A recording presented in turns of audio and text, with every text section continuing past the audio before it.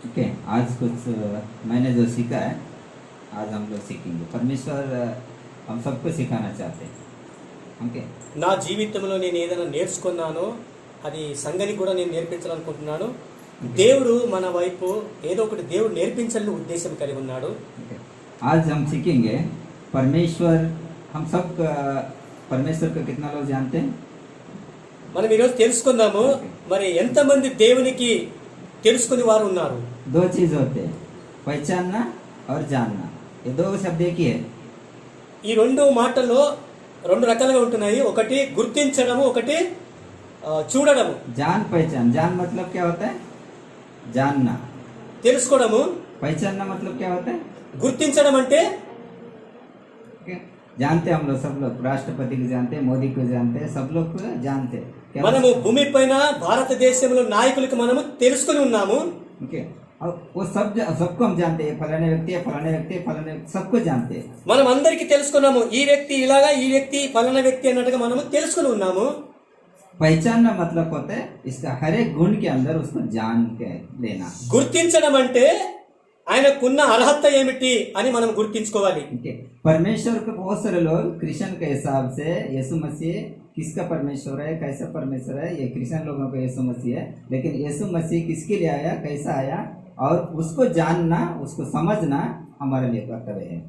మనము ఈ భూమి పైన చూసినట్టే క్రైస్తవులు అనబడిన వారు మరి యేసు ప్రభు అనగానే క్రైస్తవునికి దేవుడు అన్నట్టుగా మనము అనుకుంటాము, కానీ కాదు. మనము సంపూర్ణంగా ఆయన గురించి తెలుసుకోవడం చాలా గొప్ప భాగ్యము, మన కర్తవ్యం. मैं कोई नया संदेश नहीं दे रहा हूँ, लेकिन सब लोग जानते हैं उस वचन को। लेकिन यीशु मसीह किसका परमेश्वर है, यीशु मसीह है कौन? నేను కొత్త మాటలు అయితే నేను పలుకుతలేదు, కానీ నేను క్రీస్తుని గురించి మాట్లాడాలనుకుంటున్నాను. వాస్తవంగా చెప్పాలంటే యేసు ప్రభు ఎవరు? ओके, हम यूहन्ना 3 में जाएंगे। మరి యోహాను సువార్త 3వ అధ్యాయంలో మనం వెళ్దాము. ओके, वचन हम सब जानते हैं इसको। ఈ వాక్యం మీకు అందరికీ తెలిసిన విషయమే. ओके, वचन 16 से पढ़ेंगे। 3వ అధ్యాయము 16వ వాక్యము. యోహాను సువార్త 3వ అధ్యాయము 16వ వాక్యం నుంచి చదువుకుందాము. దేవుడు లోకముని ఎంతో ప్రేమించెను, కాగా ఆయన తన అద్వితీయ కుమారునిగా పుట్టిన వాని యందు విశ్వాసముంచు ప్రతి వాడును నశింపక నిత్య జీవము పొందునట్లు ఆయనను అనుగ్రహించెను. లోకము తన కుమారుని ద్వారా రక్షణ పొందుటకే గాని లోకమునకు తీర్పు తీర్చుటకు దేవుడు ఆయనను లోకమునికి పంపలేదు. ఆయన యందు విశ్వాసముంచు వానికి తీర్పు తీర్చబడదు. విశ్వాసింపని వాడు దేవుని అద్వితీయ కుమారుని నామమందు విశ్వాసముంచలేదు కనుక వానికి ఇంతకు మునిపే తీర్పు తీర్చబడింది. आमीन। यहाँ पर परमेश्वर का वचन क्या कह रहा है? परमेश्वर ने किसे किया प्रेम? संसार से प्रेम किया, जगत से प्रेम किया। ఈ వాక్యంలో మనం చూసినట్లయితే దేవుడు దేనికి ప్రేమించాడంటే యావత్తు ప్రపంచ లోకానికి ప్రేమించాడు. దేవుడు पूरा संसार को प्रेम किया, ఈ లోకం అంతటికి ప్రేమించాడు దేవుడు. यीशु मसीह सिर्फ क्रिश्चियन के लिए नहीं आया, क्रिश्चियन का भगवान नहीं है। యేసు ప్రభు క్రైస్తవునికి దేవుడు కాదు, క్రైస్తవునికే దేవుడు కాదు. यहाँ पर वचन बता रहे पूरा संसार के लिए प्रेम किया। దేవుడు లోకం అంతటికి ప్రేమించాడంట. उसने अपने एकलौते पुत्र को दिया, ఒకే ఒక కుమారుడు దేవుడు ఇచ్చాడు. यदि मतलब बता रहा है यहाँ पर, यदि कोई जो कोई उसको ऊपर అయితే ఎవరైనా ఆయన మీద విశ్వసించినట్లయితే नाश नहीं होएगा, వాళ్ళు నశింపక నిత్య జీవము పొందుతారు.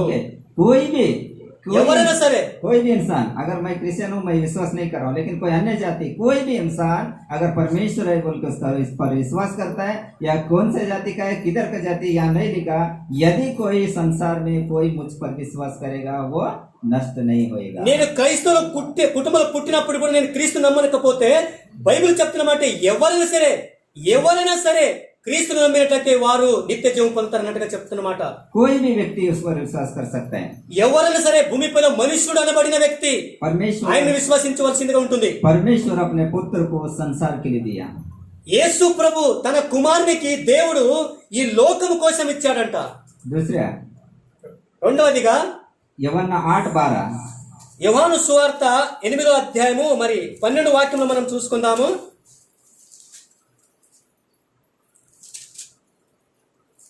8వ అధ్యాయము 12వ వచనం.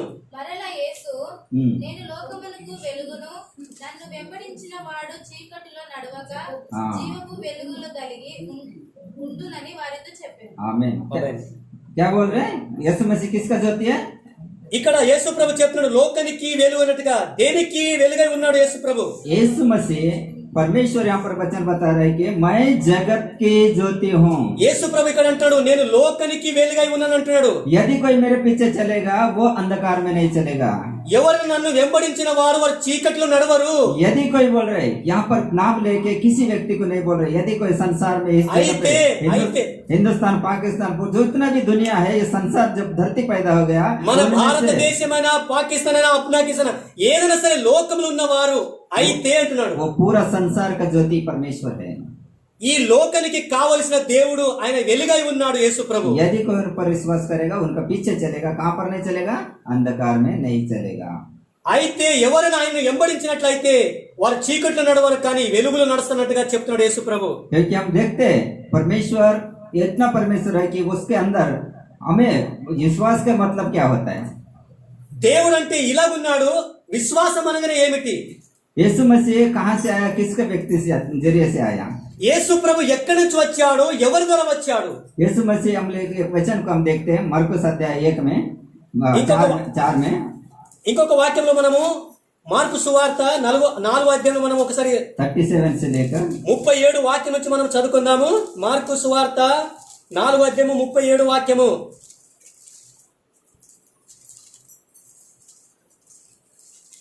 4:37 వచనం। అప్పుడు పెద్ద తుఫాను రేగి ఆయన ఉన్న దోణి మీద అలలు కొట్టినందున దోణి నిండిపోయాను. అయిన దోణి అమరమున తెలగడ మీద నిద్రించుచుండెను. వారు ఆయనను లేపి, బోధకుడా, మేము నశించిపోవచ్చున్నాము, నీకు చింత లేదా అని ఆయనతో అనిరి.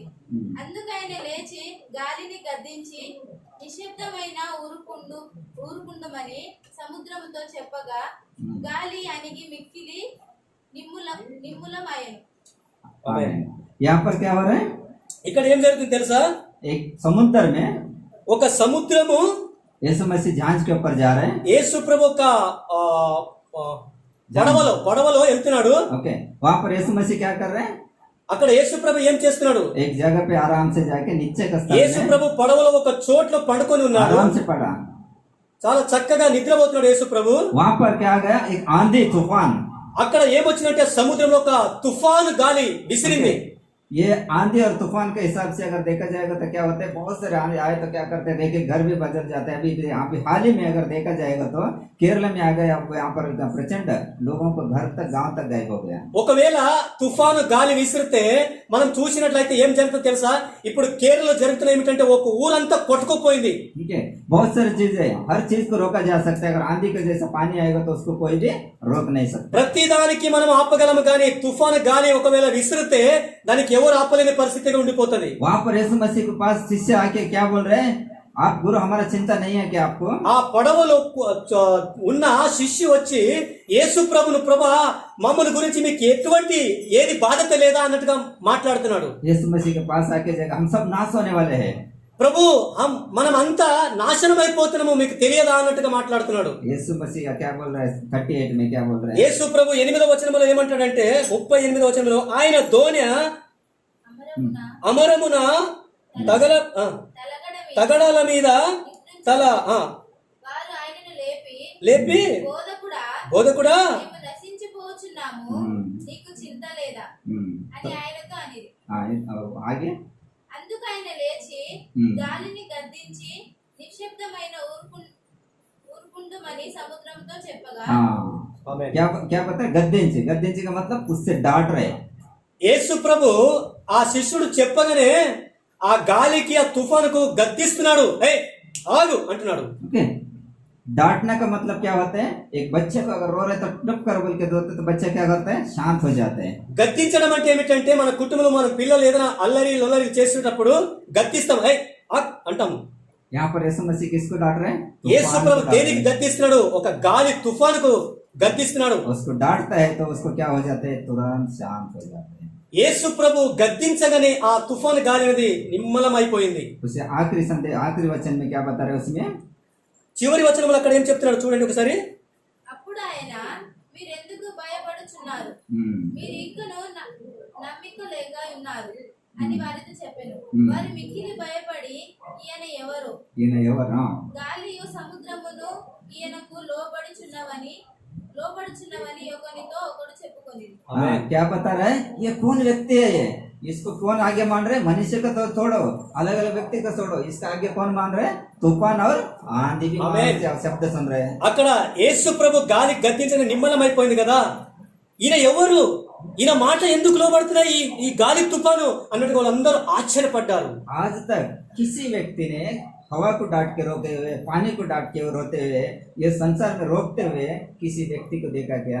ఇంతవరకు భూమి పైన ఎవరైనా గాలిని గద్దించి తుఫాను గద్దించి ఆపినట్టుగా మనము చూసినామా? ठीक है, उसे डांटना का मतलब होता है उसको क्या कान है वो शांत हो जाएगा, डांटा उसको. అంటే గద్దించాడు తుఫాను కంటే ఆ తుఫానుకు చెవులున్నాయా?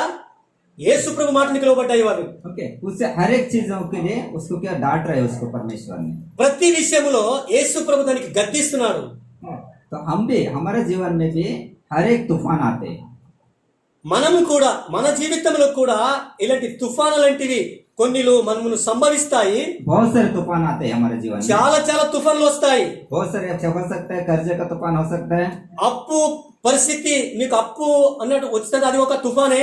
माता पिता का तो प्रॉब्लम का तूफान आ सकता है. ఒక తల్లిదండ్రులు పిల్లలకి నడిపించే విషయంలో ఒక తుఫాన్ వచ్చేస్తుంది. पति पत्नी का तूफान आ सकता है. భార్య భర్త, భర్త భార్యలకు కూడా ఒక తుఫాన్ వచ్చేస్తుంది.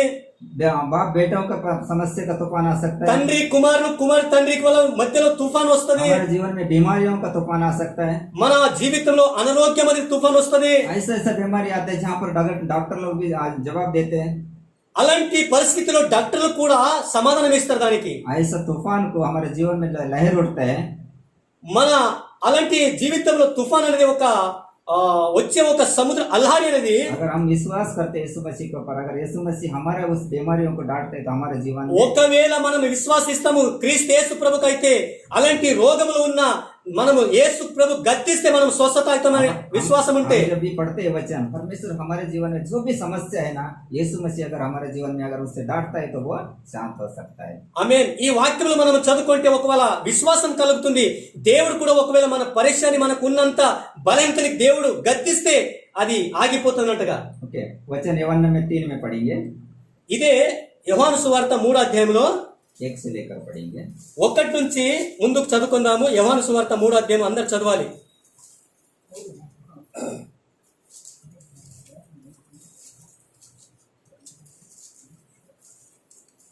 చదవమ్మా, ఫస్ట్ వెళ్ళాలి. యూదుల అధికారి అయిన నికోదేమును పరిసయ్యుడు ఒకడు ఉండెను. అతడు రాత్రి యందు ఆయన యొద్దకు వచ్చి, బోధకుడా, నువ్వు దేవుని యొద్ద నుండి వచ్చిన బోధకుడు అని మేము ఎరుగుదుము. దేవుడు అతనికి తోడై ఉండుటనే గాని నువ్వు చేయుచున్న సూచక్రియలను ఎవడును చేయులేడని ఆయనతో చెప్పాను. అందుకు యేసు అతనితో, ఒకడు క్రొత్తగా జన్మించితేనే కాని అతడు దేవుని రాజ్యము చూడలేడని నీతో నిశ్చయముగా చెప్పుచున్నాను. అందుకు నికోదేము, ముసలివాడి అయిన మనుషులు ఎలాగూ జన్మింపగలడు? 2 మార్లు తల్లి గర్భమందు ప్రవేశించి గలడా అని ఆయనను అడగగా, యేసు ఇట్లా అనెను, ఒకడు నీటి మూలముగాను ఆత్మ మూలముగాను జన్మించితేనే గాని దేవుని రాజ్యంలో ప్రవేశింపలేడని నీతో నిశ్చయముగా చెప్పుచున్నాను. శరీర మూలముగాను జన్మించిదని, శరీరమును ఆత్మ మూలముగాను జన్మించినది ఆత్మ అయినది. ओके, और यहाँ पर क्या कर रहे हैं? यीशु मसीह के पास कौन आया मालूम है? ఇక్కడ యేసు ప్రభు దగ్గర ఎవరు వచ్చారు తెలుసా? ఈ వాక్యములో कौन आया? ఎవరు వచ్చారు? निकोदेमुस. ఒక నికోదేము అనే వ్యక్తి యేసు ప్రభు దగ్గర వచ్చారు. वो क्या था? वो यहूदियों का सरदार था, यानी कि टॉप में वो एक सैनिक का ऊपर बहुत सारे हजारों लोग उनके पास सैनिक था. ఆ నికోదేము అనే వ్యక్తి యహూది ప్రాంతంలో ఆ ఆ జాతిలో ఉన్నట్టుగా ఒక పెద్ద వ్యక్తిగా, ఒక బాధ్యత కలిగిన వ్యక్తిగా ఉండే. उससे उस समय में वो धर्म गुरु था। ఆ సమయంలో అతను ఒక మంచి వ్యక్తి, ఒక ఒక ధర్మానికి ఒక గురువు అయినట్టుగా అతను ఉండే. उनके पास सभी अधिकार थे, ప్రతి ఒక్కరు దాని మీద అతని చేతిలో పని చేసే వారికి ఉండే. लेकिन वो यीशु के बारे में सुना। కానీ ఆయన యేసు ప్రభు గురించి విన్నాడు. यीशु मसीह के पास वो रात को आता है। యేసు ప్రభు దగ్గరికి రాత్రి వచ్చాడు అతను. क्यों रात को आया? दिन को आके हमारा गुरु होके उनके पास क्यों सीख रहा है? అక్కడ జరుగుతున్నది ఏమిటంటే యేసు ప్రభు ప్రత్యేకంగా రాత్రి కాలంలో ఎందుకు వచ్చాడంటే, ఆ ఊర్లో ఉన్నవారు, ఆ కులములో ఉన్నవారు కూడా ఈయన మన గురు అయి ఉన్నప్పుడు కూడా ఆయన దగ్గరికి ఎందుకు వెళ్ళాడు, ప్రజలు ప్రశ్న వేస్తారని యేసు ప్రభు దగ్గర అతను రాత్రి వెళ్ళాడు. वो डरते हुए, लोगों को डरते हुए, लेकिन यीशु मसीह के ऊपर उसको विश्वास था। ఆమేన్. ఆయన ఊర్ల చుట్టూ ఉన్న వారందరితో భయపడుతుండే, కానీ యేసు ప్రభు గురించి, యేసు ప్రభును అతను విశ్వసించాడు. यीशु मसीह के पास आके उन्होंने एक प्रश्न पूछ रहे हैं। యేసు ప్రభు దగ్గర వచ్చి ఒక ప్రశ్న అడుగుతున్నాడు. ఏమిటంటే, नया जन्म लेना है तो क्या करना है? ఒకవేళ నేను నిత్య జీవం పొందుకోవాలన్నా, కొత్త జీవం పొందుకోవాలి, నేను ఏం చేయాలంటున్నాడు. अनंत जीवन पाने के लिए हम क्या कर सके? నేను నిత్య జీవం పొందుకోవాలంటే నేను ఏం చేయాలంట యేసు ప్రభుకు అడుగుతున్నాడు అతను. क्योंकि वो जानता था ये संसार का जीवन अधूरा है। ఆయనకు తెలిసి ఉండే ఏమిటంటే ఈ లోక జీవితం అనేది సగముగా ఉండిపోతుంది. या बंगला बनाओ, संसार में कुछ भी बनाओ, ఈ లోకంలో ఎటువంటి మీరు బంగ్లా, ఒక మకాన్, ఒక ఇల్లు కట్టినప్పుడు కూడా कोई भी चीज है आपको रहने के लिए हम लोग नहीं आया यहाँ पर। हमारा दुनिया यहाँ पर शाश्वत के लिए, हम सब हमेशा के लिए नहीं आया यहाँ पर। ఆయనకు అర్థమైంది ఈ లోకంలో మేము ఉండడానికి రాలేదు, ఎంత పెద్ద ఇల్లు కట్టినప్పుడు కూడా ఇది నాది కాదు అన్నట్టుగా అతనికి అర్థమైంది. प्रत्येक व्यक्ति यहाँ पर जन्म लिया है, वो हमेशा के लिए इस धरती पर रहने के लिए कोई नहीं आया। ఎవరైనా సరే భూమి పైన జనం తీసుకున్న వారు ఈ ఎప్పుడైనా సరే మేము ఈ లోకంలో ఉండాలని రాలేదు. यीशु मसीह ने क्या जवाब दे रहे हैं? యేసు ప్రభు అతనికి ఒక नई सिरे से अगर जन्म नहीं ले तो तुम परमेश्वर के राज्य में प्रवेश नहीं कर पाओगे। యేసు ప్రభు ఆ నికోదేముకు ఒక సమాధానం ఇస్తున్నాడు. ఒక కొత్త జన్మము మీరు జన్మించకపోతే మీరు పరలోక రాజ్యంలో వెళ్ళలేరు. आपको उसको भी नहीं समझ में आ रहा है। అప్పుడు కూడా అతనికి ఇంకా అర్థం అవుతలేదు. वो पढ़े लिखे हैं, అయితే చాలా చదువుకున్న వ్యక్తి, జ్ఞానం కలిగిన వ్యక్తి. यीशु मसीह को प्रश्न कर रहे हैं। యేసు ప్రభుకు ఒక ప్రశ్న వేస్తున్నాడు. इंसान जब बूढ़ा हो जाता तो फिर से माता के गर्भ से మనుషుడు ఒకవేళ ముసలోడు అయిన తర్వాత తిరిగి మళ్ళా తల్లి గర్భం వెళ్ళి మళ్ళా జన్మ తీసుకుంటాడా? वो पढ़ा लिखा है, అతను చదువుకున్న వ్యక్తినే, लेकिन फिर भी प्रश्न कर रहे हैं।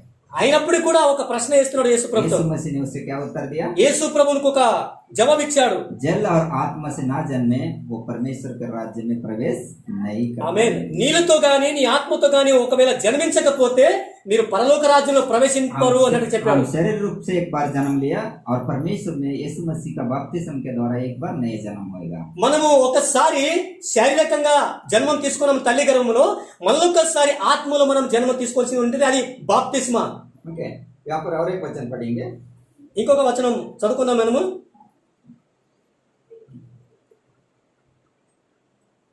प्रेरित अध्याय 2 में అపోస్తల కార్యము 2వ అధ్యాయము 38 38వ వాక్యములో, 2వ అధ్యాయము 38వ వాక్యంలో, పేతురు, మీరు మారు మనసును పొంది పాపక్షమాపణ నిమిత్తము ప్రతివాడు యేసుక్రీస్తు నామమున బాప్తిసము పొందుడి. आमीन। आमीन। क्या बोल रहे हैं? पहले उसमें हम पढ़ेंगे 27 पढ़ेंगे, पहले 26 पढ़ेंगे, 26 26. ఓకే. కావున నా హృదయము ఉల్లసించెను, నా నాలుక ఆనందించెను. మరియు 36 ఓకే.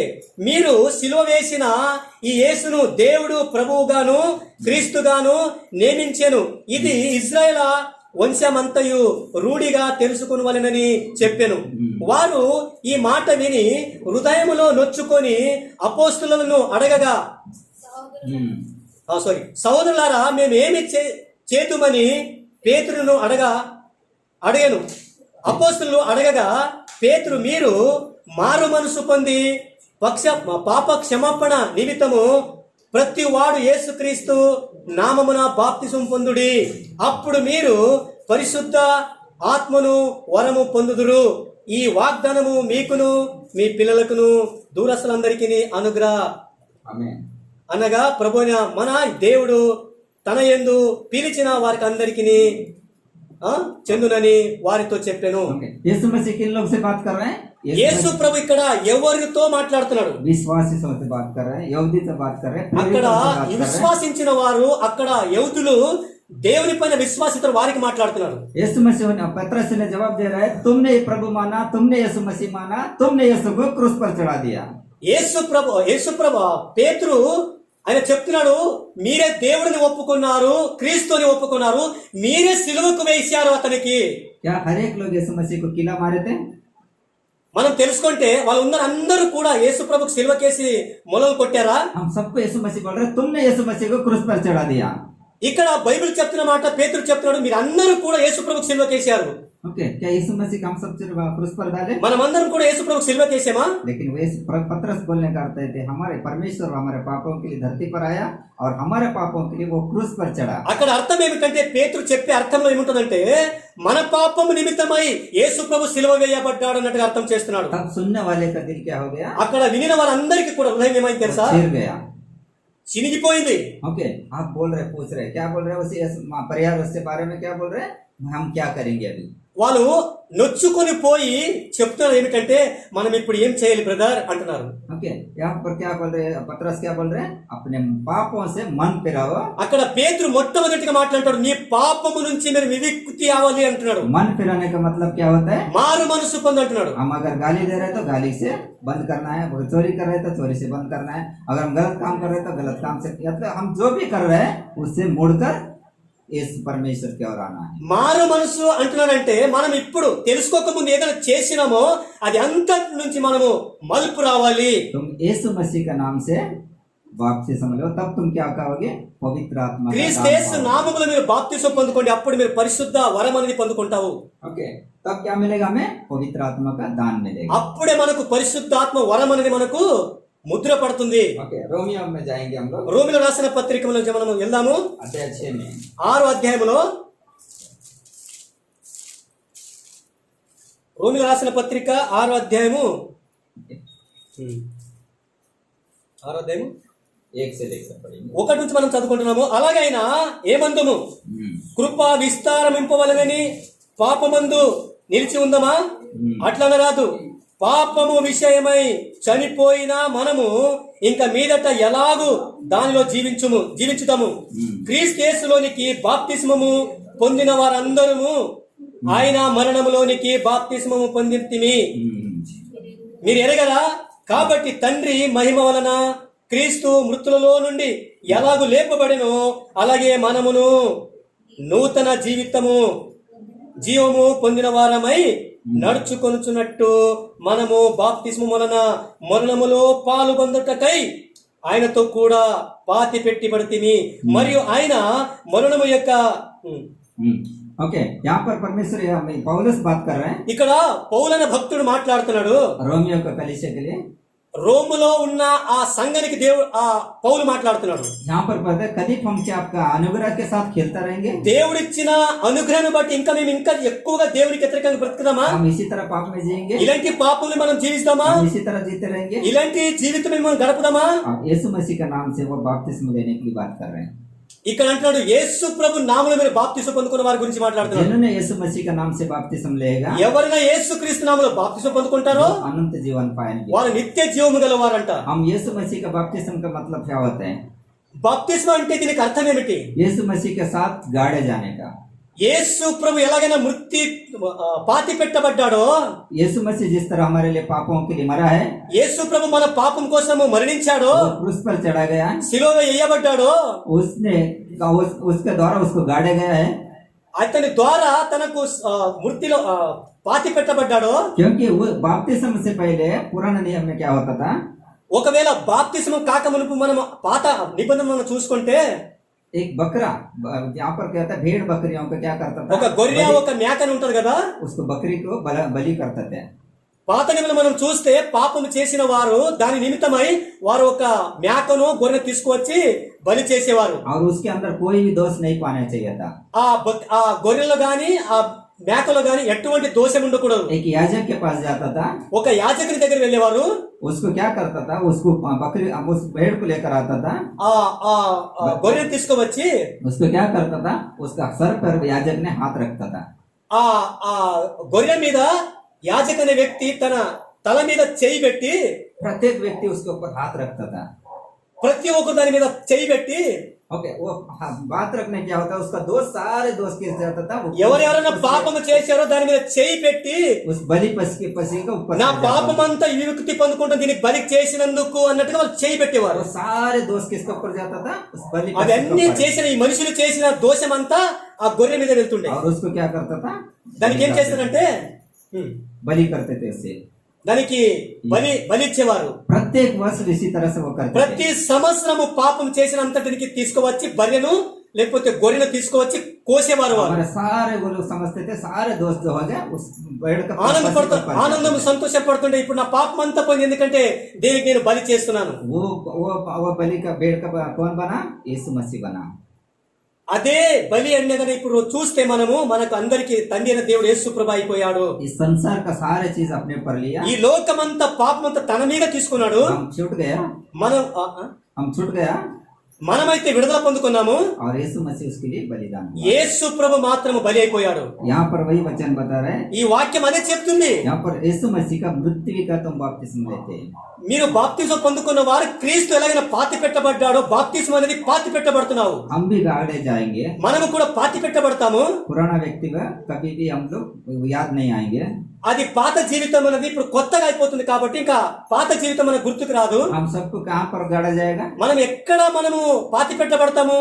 अगर हमको अगर यीशु मसीह के साथ अभी जमीन में गाड़ेगा तो क्या हम जिंदा उठेंगे?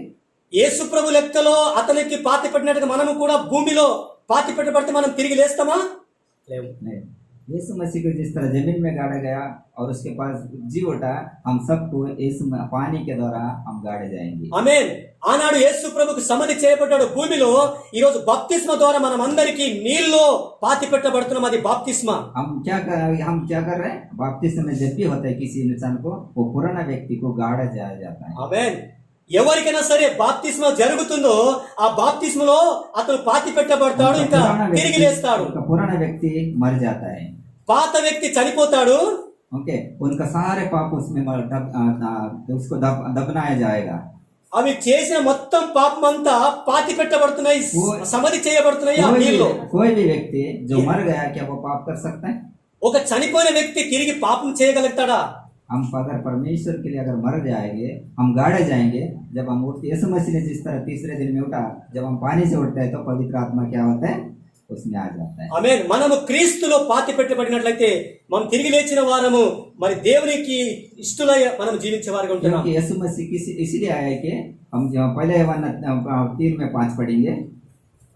మనము యేసు ప్రభు ఎందుకు వచ్చాడంటే యోహాను సువార్త 5వ అధ్యాయంలో 3వ అధ్యాయం 5వ వాక్యంలో, ఆమేన్, యోహాను సువార్త 3వ అధ్యాయం 5వ వచనములో చదువుకోవాలి. ఎవరైనా ఈ వీడియో చూస్తున్నారో వారు కూడా చదువుకోవాలి. సంపూర్ణమైన జీవితం ఎక్కడి నుంచి వస్తుందో మనం సంపూర్ణంగా తెలుసుకోవాలి. దేవుడు మన మధ్య నుండి ఎన్నో మాట్లాడుతున్నారు. पहले 3 में 5. पहिला ఏమన్నా हाँ, यीशु ने उत्तर दिया पहले हाँ. कि मैं तुझसे सच सच कहता हूँ, जब तक कोई मनुष्य जल और आत्मा से न जन्मे. బ్రదర్ పత్ర पहिला యవన్ పత్రిక ఎదిగే బేటా నేను ఉదయం 3వ అధ్యాయం 5వ వచనం.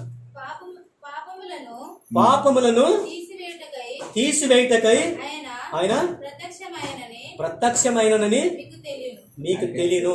आप हिंदी में पढ़े, आप हिंदी में पढ़ो, जोर से पढ़ो. 3 में 5 पहला यौवन पत्र. सो वहाँ उनसे कुछ पाने की आशा. पहला यौवन पत्र में जाइए, लास्ट में चले जाइए आप लोग. तुम जानते हो कि इसीलिए प्रकट हुआ. कि वो पाप को हरा ले जाए। ఆమేన్.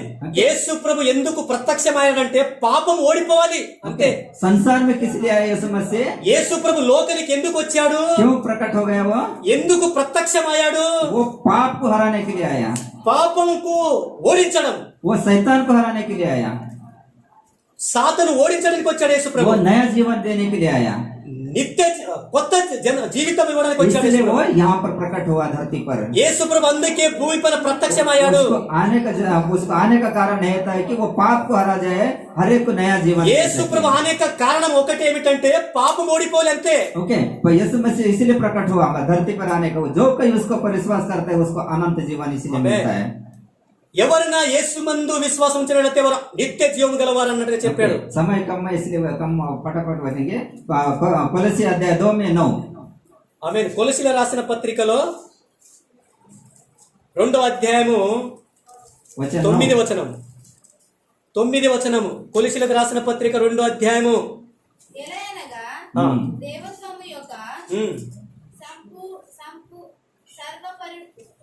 సర్వపరిపూర్ణత శరీరముగా క్రీస్తునందు నివసించుచున్నది. ఆమేన్. ओके, यीशु मसीह में कौन है? यीशु मसीह कौन है? యేసు ప్రభు ఎవరు తెలుసా? ईश्वर के सारे सदस्य यहाँ पर सारी క్రీస్తులో पूर्णता। దేవునికి ఉన్న గుణగణాలు, దేవునికి ఉన్న లక్షణాలు క్రీస్తు యేసు ప్రభులో కనబడుతున్నాయి. यीशु में क्या क्या है?